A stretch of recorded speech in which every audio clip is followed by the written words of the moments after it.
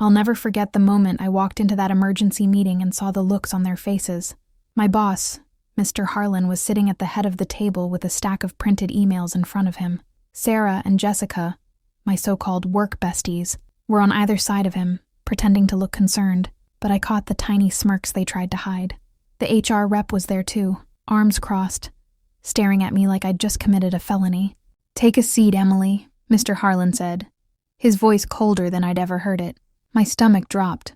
I knew something was horribly wrong. Can you even imagine? You show up to work thinking it's just another Monday, and suddenly you're being accused of things you've never even dreamed of doing.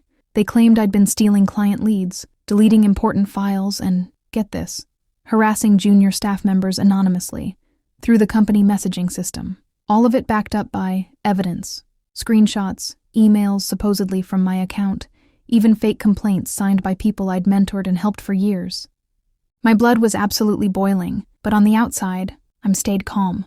I asked to see the proof, and as they slid those papers across the table, I realized this wasn't random. This was coordinated. This was personal.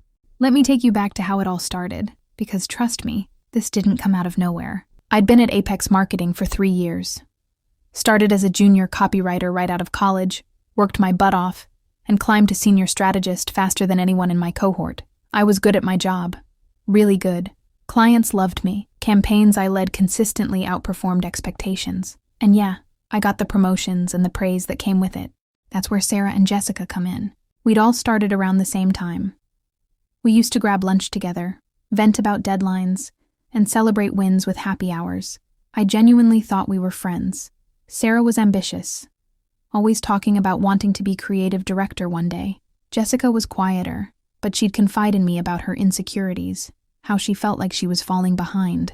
I never saw the jealousy coming. It started small, little comments here and there. When I got assigned the big Verizon account, Sarah said, "Wow, must be nice to be the golden child." I laughed it off. When I won Employee of the Quarter, Jessica posted a group photo on Instagram, but cropped me out. Again, I told myself it was nothing. But then the big promotion opened up, Senior Account Director. Only one spot. All 3 of us applied. I got it. The day the announcement went out, they both congratulated me on the team meeting, all smiles and hugs. But that night, Sarah posted a cryptic Instagram story. "Some people step on others to climb the ladder. Sad." Jessica liked it immediately. I never saw the jealousy coming. It started small. Little comments here and there. When I got assigned the big Verizon account, Sarah said, "Wow, must be nice to be the golden child." I laughed it off. When I won Employee of the Quarter, Jessica posted a group photo on Instagram, but cropped me out. Again, I told myself it was nothing. But then the big promotion opened up, Senior Account Director. Only one spot. All 3 of us applied. I got it. The day the announcement went out, they both congratulated me in the team meeting, all smiles and hugs. But that night, Sarah posted a cryptic Instagram story. "Some people step on others to climb the ladder. Sad." Jessica liked it immediately. I should have seen the warning signs, but I was too busy being excited about my new role. The sabotage started slowly. Files I'd saved would disappear. Clients would mention receiving emails I never sent. Deadlines got miscommunicated. At first, I thought I was just overwhelmed in the new position.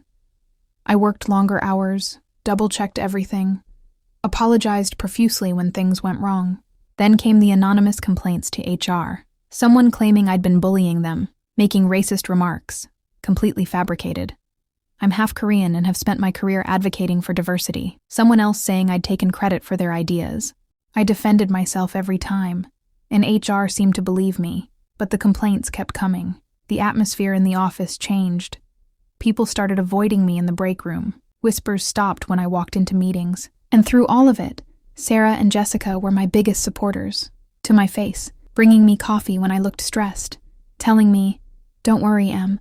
People are just jealous of how fast you're rising," offering to help cover my workload. I actually believed they had my back, until that emergency meeting. As I sat there looking at the evidence, something clicked. The phrasing in the fake emails was off, too formal, with weird punctuation habits I recognized. Sarah always used double dashes instead of M dashes. Jessica had this habit of writing utilize instead of use in everything. And the timestamps? Several of the worst emails were supposedly sent during our team retreat in Napa, when all 3 of us were together, drinking wine by the pool. There was even a photo of us on my phone from that exact time. I stayed quiet during the meeting. Let them lay out their case. Mr. Harlan said they were suspending me pending investigation. I nodded, gathered my things, and left without a fight. But inside, I was furious. Not just hurt, furious in a way I'd never felt before. These women I'd trusted, who I'd helped, who I'd considered friends, had spent months trying to destroy my career out of pure spite. They thought they'd won. They had no idea what was coming. The first night after the suspension, I didn't sleep. I just sat on my couch with my laptop open, staring at the ceiling, replaying every interaction I'd ever had with Sarah and Jessica. My phone kept buzzing with text from other coworkers. Heard what happened, hope you're okay. But nothing from them. Of course not. They were probably celebrating. By 3 a.m., the tears had stopped and something colder took their place. I wasn't going to let this go. I wasn't going to pack up my desk quietly and disappear. They wanted to play dirty? Fine. But I was going to play smarter. The next morning I called in sick to buy myself time and started digging.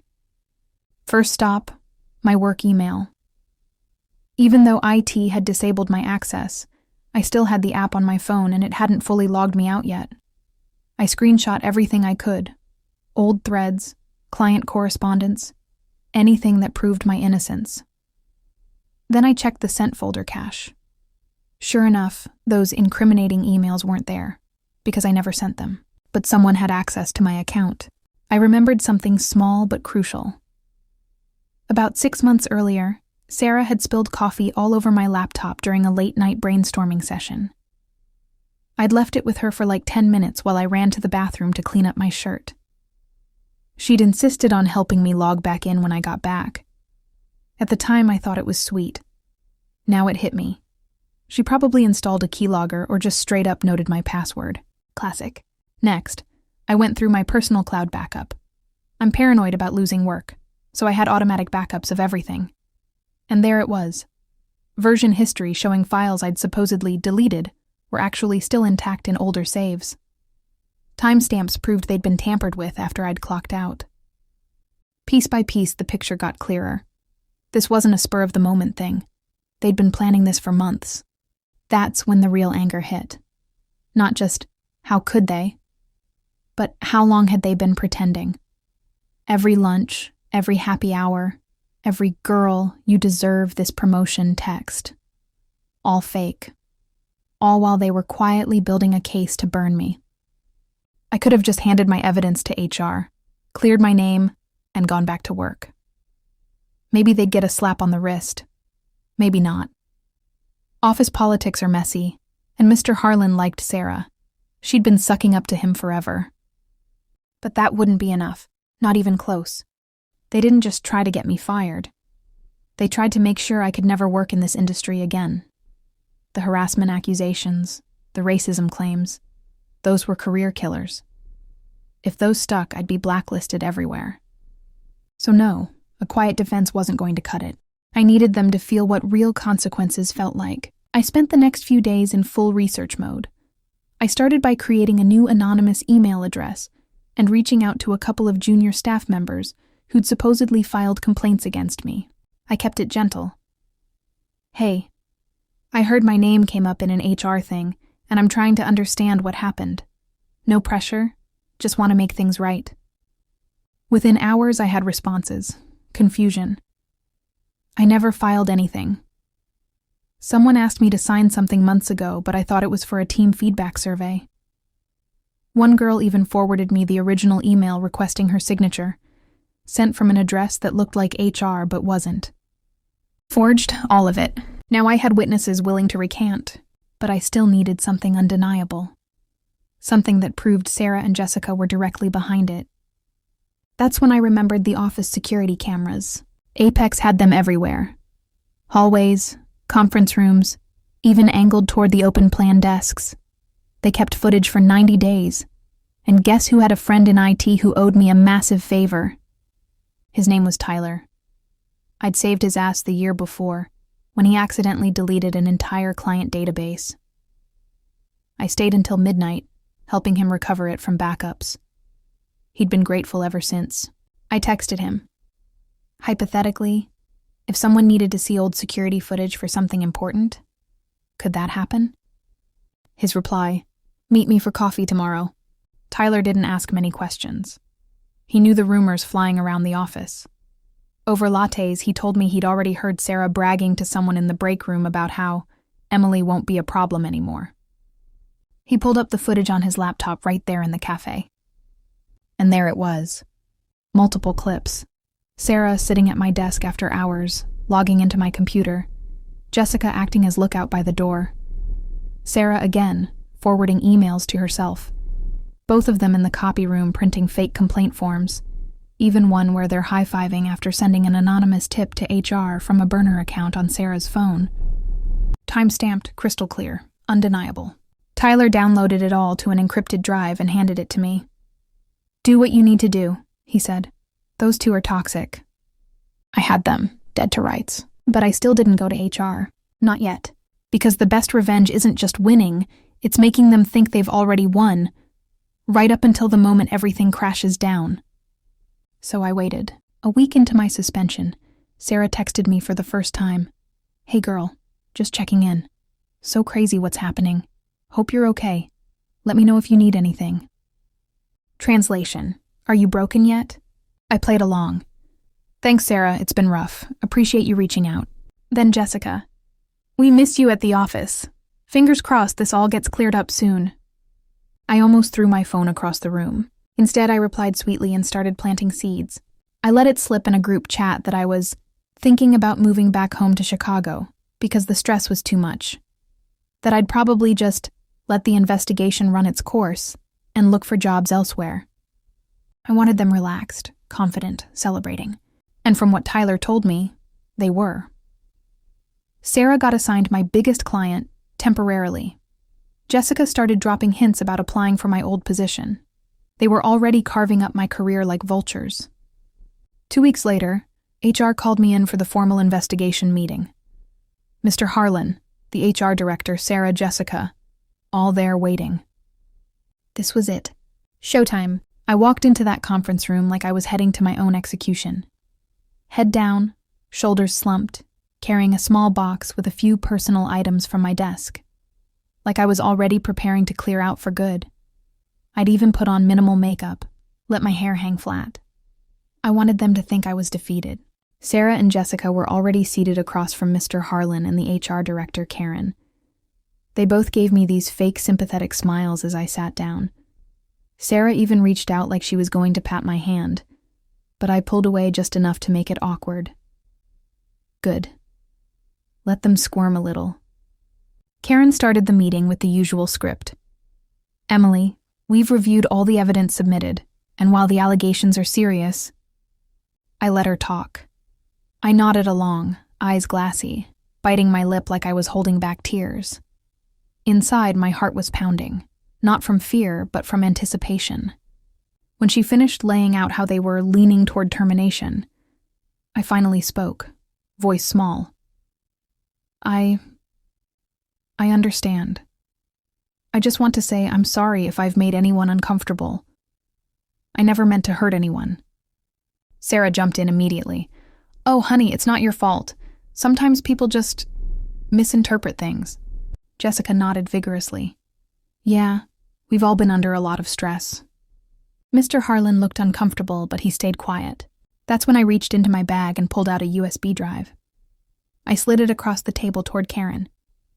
"What's this?" she asked, frowning. "Just some context," I said softly. "Things I found while I was home. I didn't want to make a big deal, but if I'm losing my job anyway, I figured you should see it all." Karen plugged it in. I'd prepared a simple folder, clearly labeled, easy to navigate. First file. The security footage compilation Tyler had put together. I'd edited it down to the most damning 5 minutes. Sarah logging into my computer, Jessica on lookout, the high five, all of it. The room went dead silent as the video played. You could actually hear Sarah's breathing get faster. Jessica's face went white. When it ended, Karen restarted it without a word, zooming in on the timestamps. Mr. Harlan finally spoke. Sarah, Jessica, care to explain this? Sarah tried. Oh, she tried so hard. That's not what it looks like. Someone must have edited. But Karen was already opening the next folder. Screenshots of the forged complaint emails, the recanted statements from the juniors, the cloud backup proofs. Jessica started crying. Not dramatic sobs. Quiet, panicked tears like she knew it was over. I stayed quiet, letting the evidence do the talking. Then came the final file. This one I'd saved for last. Email chains, from Sarah's personal account to Jessica's. I'd gotten them because Sarah had once logged into her Gmail on my laptop during a group project and never signed out properly.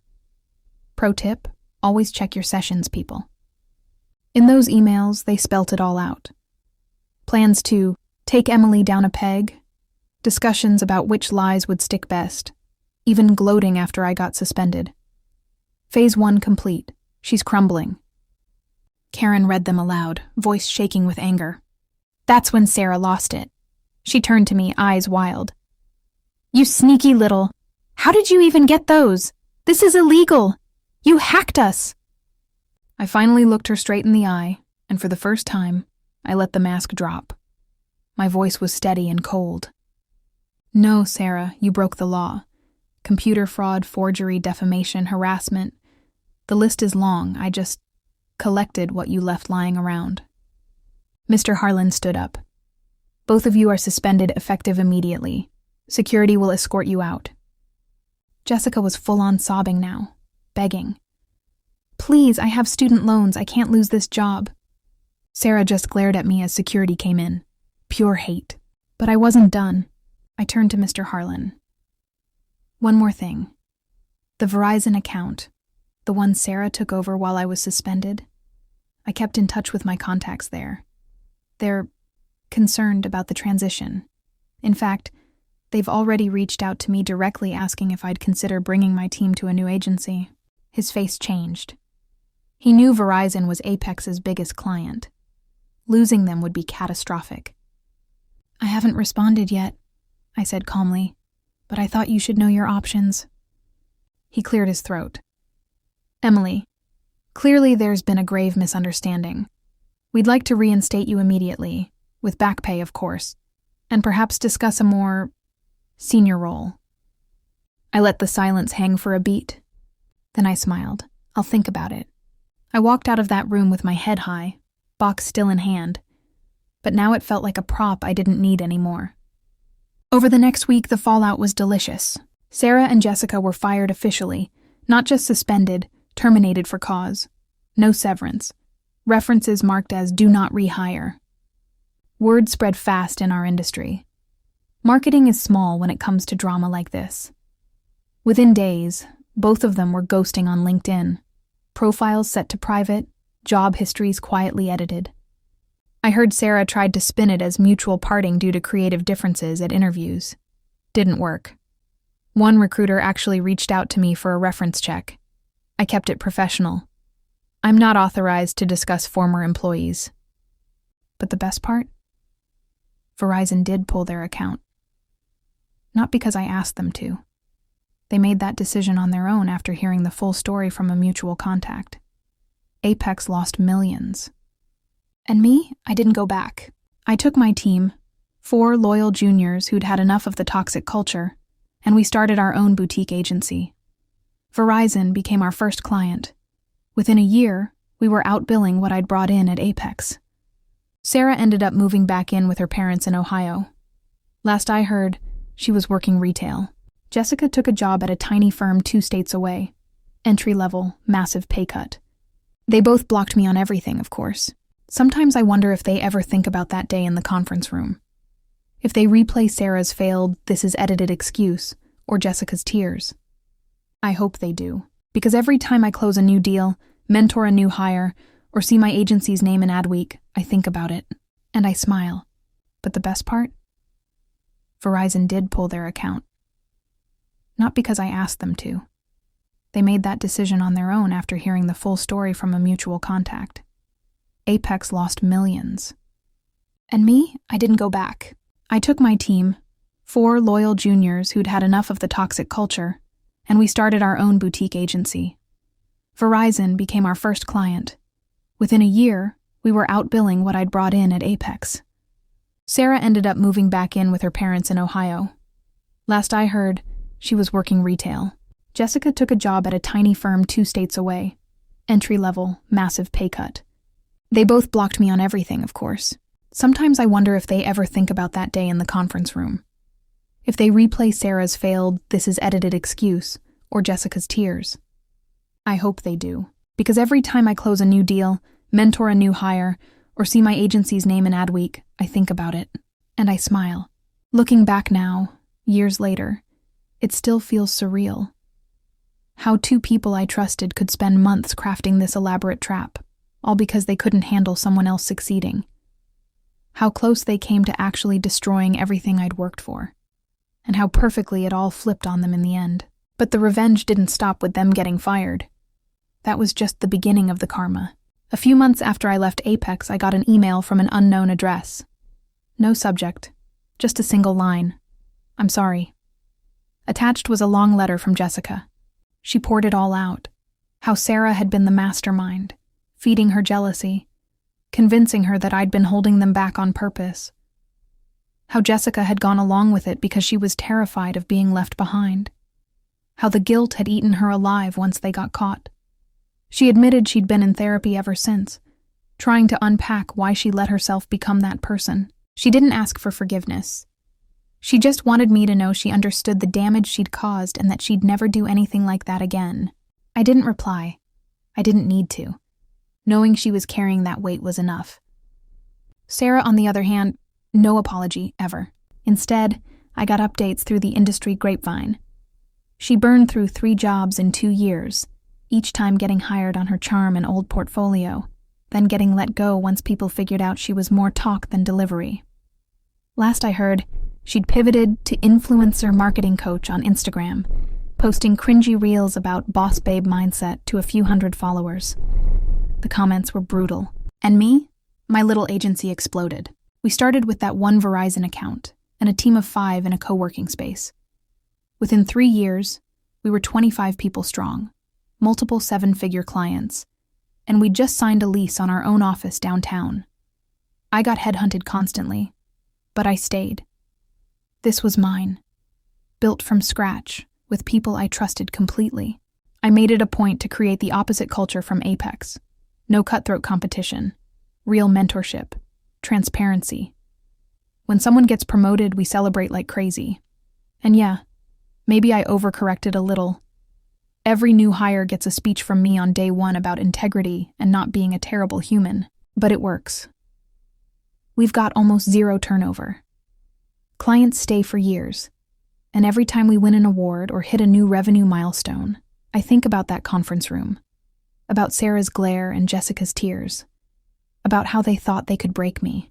Sometimes, late at night, when I'm closing up the office, I'll stand at the window overlooking the city and just feel this deep, quiet satisfaction. Not glee. Something calmer. Vindication, maybe.